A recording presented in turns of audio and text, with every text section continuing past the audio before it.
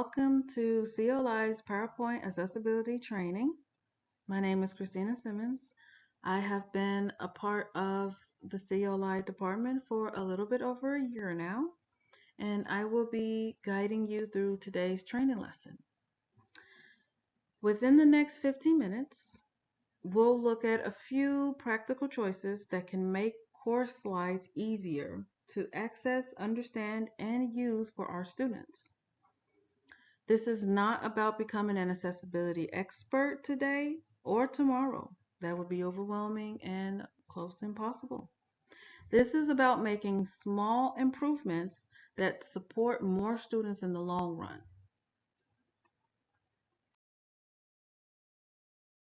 For this exercise, I will briefly step into the role of a professor. The topic is creating custom content for The Sims 4. Now, I know not everyone has heard of The Sims and not everyone has played the game, even if they've heard of it. It's an area where not many viewers know much about, but it's something that I feel is an expertise. So, with that in mind, let us begin.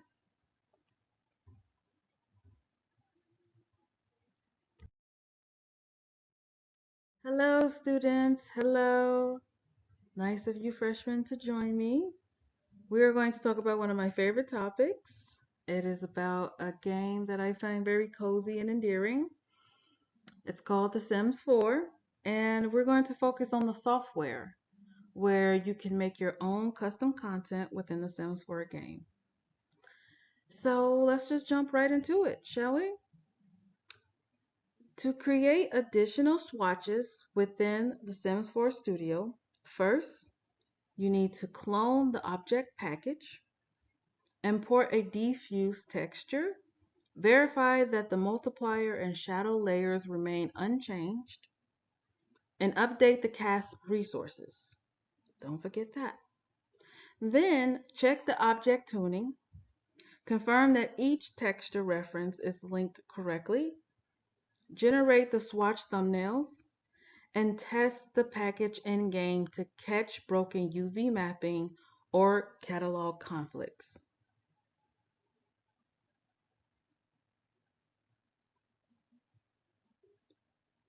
So, if this were your first university lecture, what would you write down in your notepad? Take a brief 20 seconds and identify the 3 ideals you believe are the most important.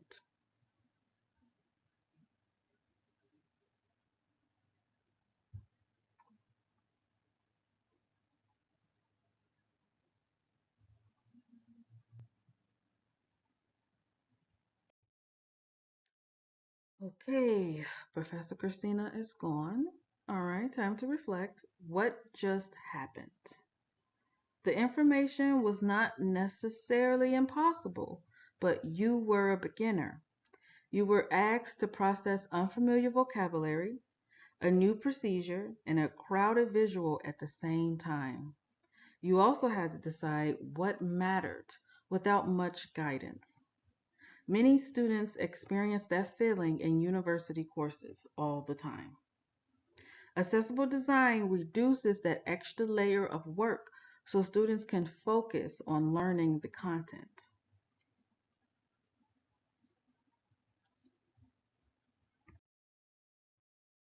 All right, so after all of that confusion about a video game most people have never played, why does all of this matter?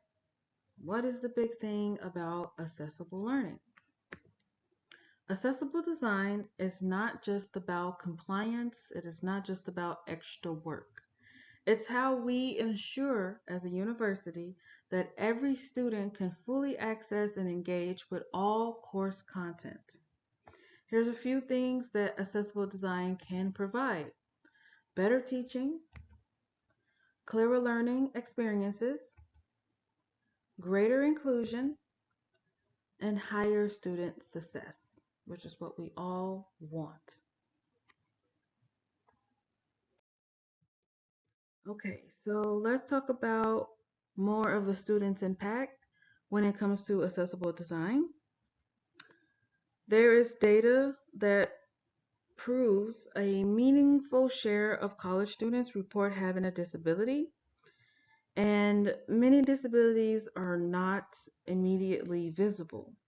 We have to be mindful that some disabilities are cognitive, visual, auditory, as well as physical. A student may be managing low vision, hearing loss, ADHD, dyslexia, fatigue, or another condition without the instructor knowing. When materials are difficult to access, students may lose time, confidence, and opportunities to participate. If students cannot access the material, they cannot fully learn from it.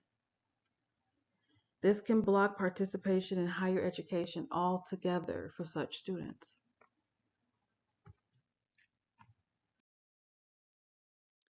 So let's begin with layout and structure when it comes to accessibility within PowerPoint. Now, screen readers need a predictable reading order, and all learners benefit from consistent organization. So when you're navigating in PowerPoint and you want to begin creating your course, be sure to look through the layout and find yourself a good template to create your slide on. You also want to be mindful of the reading order. There is an accessibility assistant within PowerPoint that you can use to make sure that you are staying on track when it comes to maintaining a accessible layout and structure. What you want to avoid is the floating boxes, okay? The floating boxes are one of the biggest issues when it comes to screen reading because it may look organized depending on how you move around the boxes, but if the hierarchy is not set, the screen reader will not be able to communicate what's on the slide effectively to the students if they have low vision or something like that. So we definitely want to be mindful of that. Okay. So these are just what you want to do when creating your courses in PowerPoint, and this is what you want to avoid doing. Okay, and here's the reasons why. If you want to take a moment to look that over.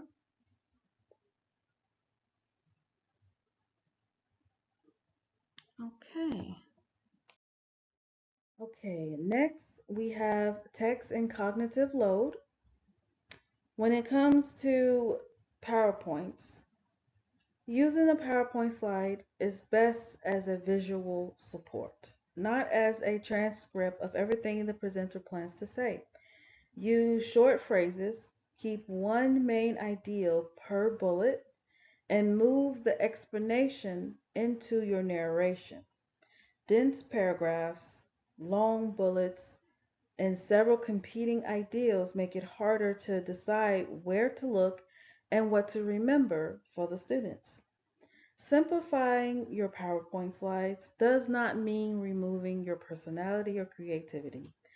It simply means sequencing the creativity in a more accessible way. Now, if you have to decide between the last two slides, which one would be accessible and which one would not be accessible? If you said the last slide, key concepts and student retention, you are correct. This slide has way too much text, which decreases the legibility of the slide overall, and a student would possibly walk away from this slide and this class unsure of what they just learned. And that is not what we want for our students.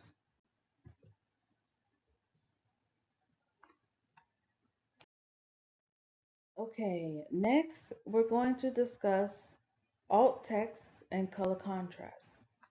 Now, when you are using images in your PowerPoint, You want to make sure that you include alternate text. If the image provides meaning, as in you want the students to be able to grasp information, a summary, conclusion, whatever, you want them to grasp something from the image you include in the PowerPoint, then you need to have alternate text to explain it for the sake of a screen reader. We don't want to forget the screen reader students. So always remember to add alternate text. If the image you are using is decorative, please be sure to check the box within the alternate text tab of PowerPoint. Check the box that says mark as decorative so that the screen reader or assistive technology is able to move past it. Okay. Also, do not use color as the only way to communicate meaning. Be sure to add labels, patterns, shapes, or text. Strong contrast and clear labels help students with low vision or color vision differences, and they also make the slide easier to understand at a quick glance.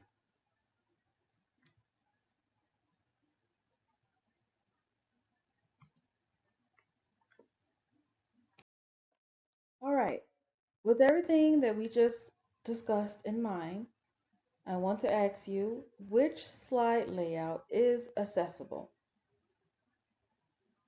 Take a moment to look over each slide. Okay, if you answered the second slide, you are correct. The second slide is more accessible. The first slide has a vague title, small text, weak contrast, and a manually arranged layout. The second uses a descriptive title, clearer hierarchy, and a structure that is easier to scan.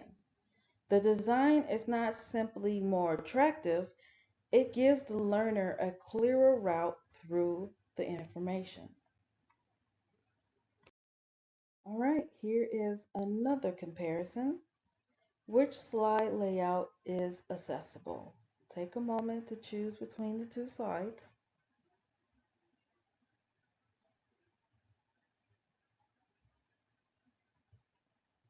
If you answered the second slide, you are correct. The second slide is accessible. The first slide is not. The first slide contains useful information, but too much of it is competing for attention at once.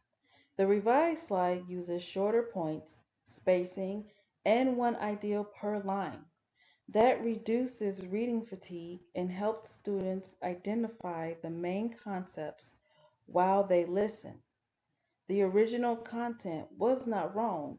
It was simply delivered in a way that required more cognitive processing.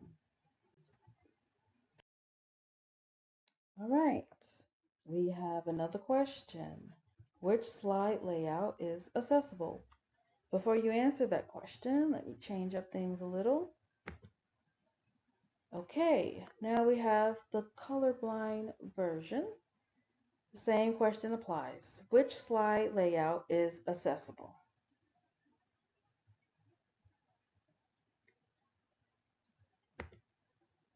If you said the second one, then you are correct.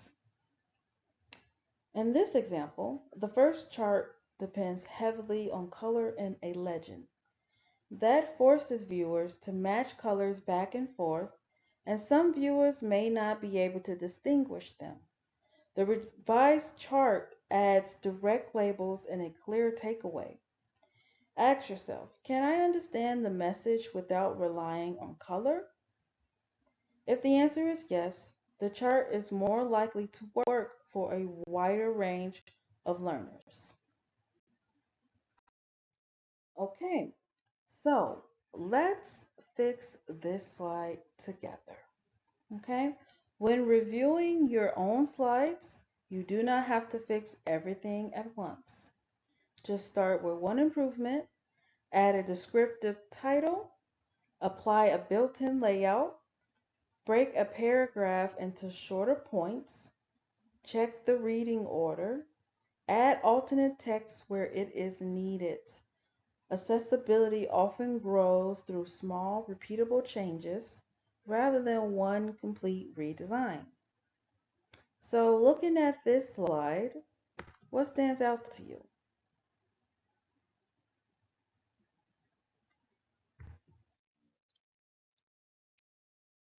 So, we've returned to our Sims 4 mini lesson within a lesson. The process itself has not changed, but the presentation has changed. Instead of 10 unfamiliar tasks and a dense paragraph, the learner sees 4 key steps and 1 clear takeaway. Details can be introduced after the learner has a framework. This is what accessible teaching does. It does not lower expectations.